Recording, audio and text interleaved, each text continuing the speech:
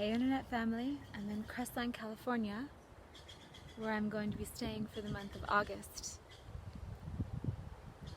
amongst the beautiful pine trees in the mountains between Los Angeles and Joshua Tree. It's windy, and I still have not replaced my mic, so I hope that you guys can hear me okay. I just wanted to give you a little update on the Reiki situation. A month ago today, I got trained in Holy Fire Reiki. And for those of you who left comments on my other video about learning Japanese Usui style Reiki, I've been practicing that since 2003. So it's been about 15 years. So I'm already very well versed in Usui style Reiki. I really respect it. The reason I decided to get trained in Holy Fire Reiki was because my friend, who wound up being my teacher, who I actually met through work, soul sister, got trained in Holy Fire Reiki, and then I ran into her a little while later, and her glow was just incredible. And I thought to myself, yes, I want to try that. So these are my opinions on Holy Fire Reiki. This is nothing meant to sway you. It's not meant to be the final say on whether or not Holy Fire Reiki is something that you should do. So go with what you feel. These are, like I said, my opinions and my own experience with it. And Holy Fire Reiki was brought through by the president of the Reiki Association, who works a lot with Jesus Christ as an entity, and who downloaded it through his connection with him.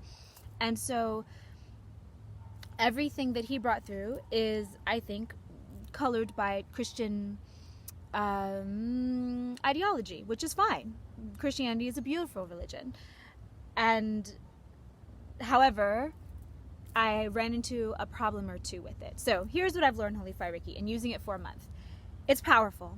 I definitely feel an ease about it that doesn't require the forcing that Usui Reiki required from me. Now, you can be a Reiki practitioner and you don't have to agree with what I'm saying. Some people say it's fine, it just flows through, which it does, but I'll tell you that for me, Usui Reiki would take a lot out of me sometimes, and Holy Fire Reiki never has so far.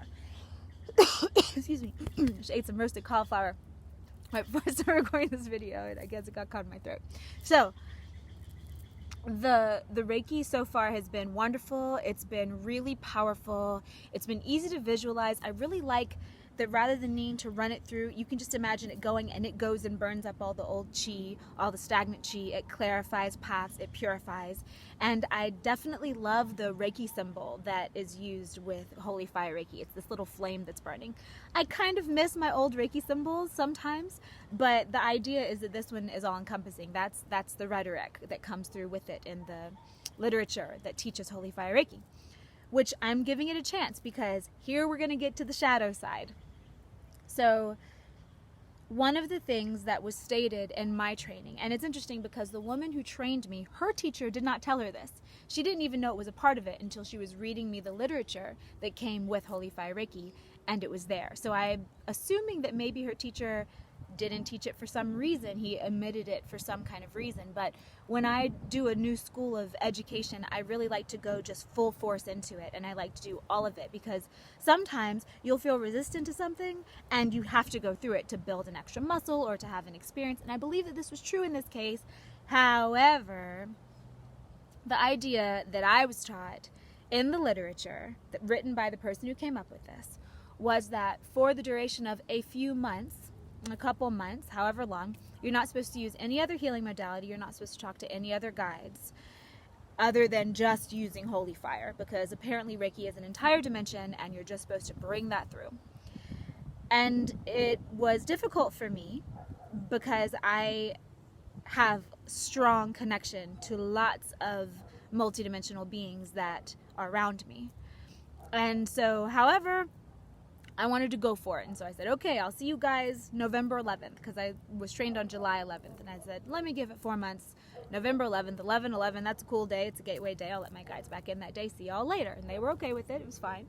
No one had any resistance to it, except for me. There's something about the whole, you can't talk to anybody else, but I thought, that's fine, it's just to really center me in this, and to really make me learn how this works, and okay, I'm down, let's do it, okay, great. And that worked for about 9 days, 8 or 9 days. And after 8 or 9 days, I started to get really depressed. It's as if all the color were gone from the world, and as if I couldn't access my joy. And if you guys saw my depression video, depression and suicide video, you'll see that I talked about it, and I said that this was from a healing technique that I had used, that I was learning. And it was that I couldn't talk to my guides. I kept just automatically reaching to talk to them, and then, oh, sorry, can't talk to you all day long. And when I did that, I had a few different types of feedback. A couple people in my life said, well, Karis, you don't need your guides. One person said, I never really use guides, so maybe you're just stepping away to like empower you. That absolutely didn't feel right for me. The person was a really smart person, was giving me loving advice, but it did not feel correct, because I'm thinking, I don't depend on my guides. It's not like that. It's something else. Now, a couple other people said to me, if it doesn't feel right, don't do it. And I said, but I don't want to mess it up. I want to go full force. I want to go through the fire and see if that it's for a reason, and do the thing as it was stated to be done. And so my sister, actually, when I was saying how I just wanted to be gone, and how I hadn't had suicidal thoughts in 20 years, but how I kind of just wanted to drive off a cliff because I couldn't access my joy. The best I could get was a little bit of peace, but my joy, which is usually very easy for me to find, was gone. I couldn't find it at all. And so she said to me, well, Karis, if Jesus brought it through, can't you just talk to him and see? So I did, of course. So I called in Jesus, who I'm friends with him. Those of you guys who might wonder if I am, because I do metaphysical and occult studies, no, he's great with me, and he definitely encourages what I do. And this is my mission, to do this work, to bring it all together, to hybridize all of it. And he came in, and I asked him what to do, and he said, use your guides. Do what makes you comfortable. It's fine. And I said, excuse my language, but I said, this is what I said to Jesus. I was like, are you sure? Because I don't want to fuck it up. I don't want to not do the thing. And I was sitting there in tears, meditating and praying about this. And I felt these great big angel wings surround me. And I felt him say, I don't remember what the exact words were, but the vibe was something like, well, Karis, you're kind of a different case than most. The way that your mission works is not the same as everyone else. Your job's a little different, so something that might work for someone else might not work for you. It's okay. Do what, call in your guides. It's fine. Do what you need to do to feel comfortable and happy. So, okay, that released the pressure, and I didn't feel like I was failing by not going with the letter of what I had been taught. And I called them all in. And ever since then, it was totally fine. And what I realized was, it wasn't about contacting my guides, because it's not that I talk to them all day, every day. In fact, I go days without talking directly to them. It was that, and this is how he also kind of explained it to me, showing this to me in kind of pictures and images and feels, was that I personally, obviously, a lot of me, of my soul, lives in the spirit world. I live over there. I have a body here, but kinda. There are stories I could tell you that make that a little bit of a question sometimes. And so by cutting off any type of other stuff, I was starving my own spirit of its access to divine source energy, because I live in the spirit realm, largely.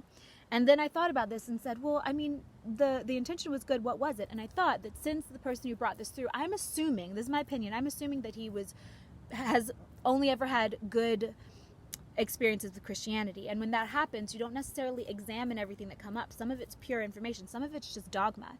And I think it's that whole, thou shalt not talk to any other gods but me, BS, that came through in the Old Testament, which I don't even believe was God saying that. And that's my opinion. You don't have to agree.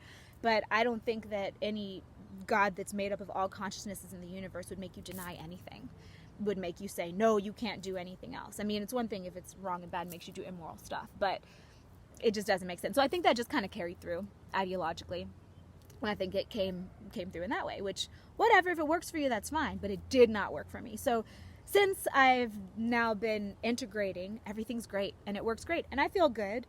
And I will continue to use Holy Fire Reiki. I actually, after a month, just tried the hands-on Reiki on myself today, and I feel great. Buzzy in all the best ways, really good. So yeah, that's my Holy Fire Reiki experience after 1 month. It's been good and bad. And like I said, please don't take anything I say as dogma. find out for yourself. This was my opinion, but I'm also very, very mystical. I definitely am a straight up mystic, old school shaman style. So my experience might not quantify to your experience, but that's what's been going on for those of you who want to update. So love from Crestline. Send you guys lots of blessings, and I will talk to you later. Bye.